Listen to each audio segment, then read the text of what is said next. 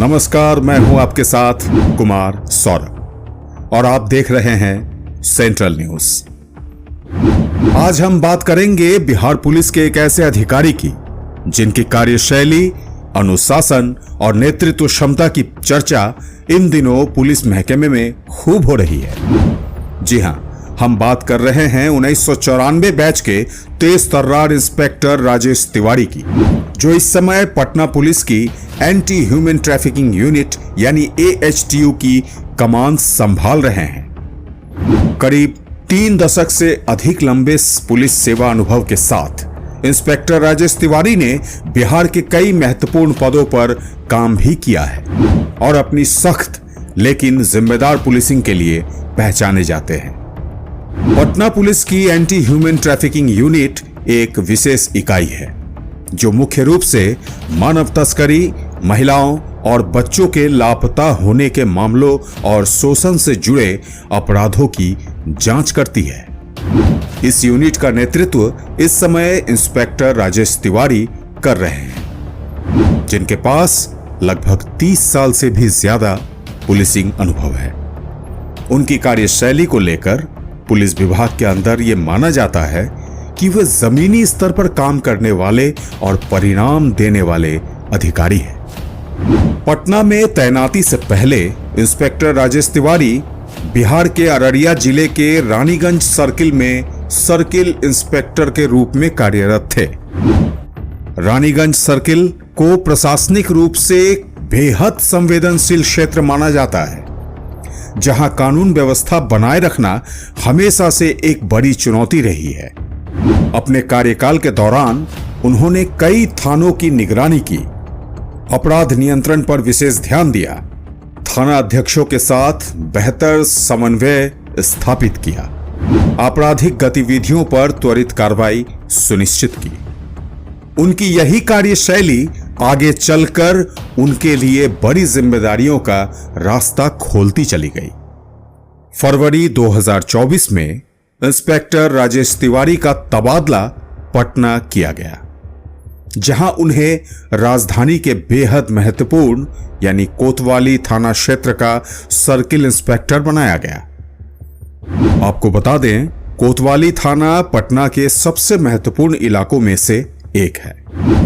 यहां VIP movement, बड़े कारोबारी क्षेत्र, प्रशासनिक दफ्तर और राजनीतिक गतिविधियां सब कुछ इसी क्षेत्र में आता है।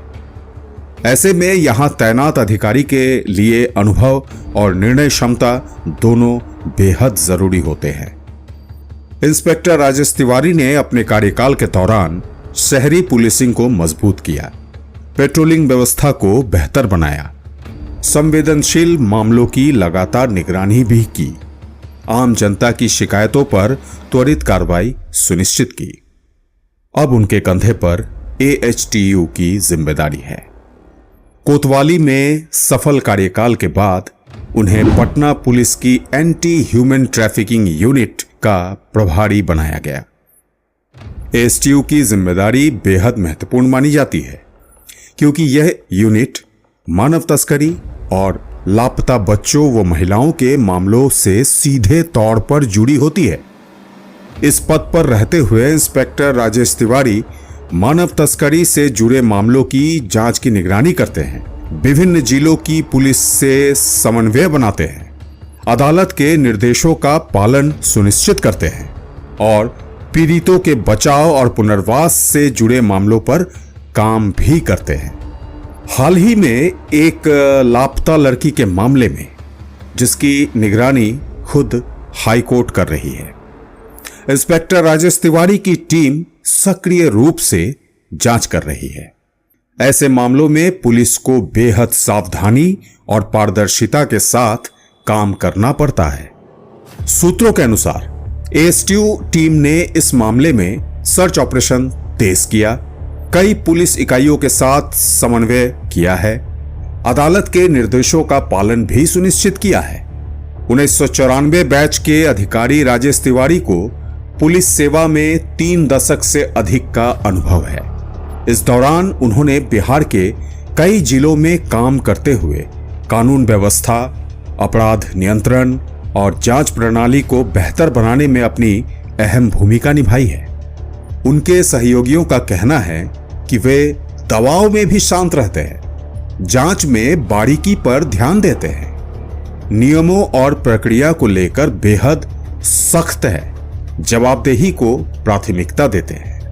अररिया के रानीगंज सर्किल से लेकर पटना के कोतवाली थाना और अब AHTU तक इंस्पेक्टर राजेश तिवारी का सफर एक अनुशासित और जिम्मेदार पुलिस अधिकारी की कहानी को दर्शाता है।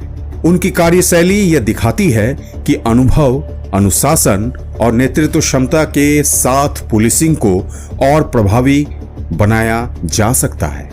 फिलहाल पटना पुलिस की एंटी ह्यूमन ट्रैफिकिंग यूनिट की जिम्मेदारी संभालते हुए वे मानव तस्करी और लापता मामलों की जांच में अहम भूमिका निभा रहे हैं। फिलहाल इस खबर में इतना ही। अगर आपको यह रिपोर्ट पसंद आई हो तो वीडियो को लाइक करें, शेयर करें, चैनल को सब्सक्राइब करें और बेल आइकन जरूर दबाएं ताकि ऐसी ही खबरें आप तक सबसे पहले पहुंचती रहे। मैं हूं कुमार सौरभ, सेंट्रल न्यूज बिहार।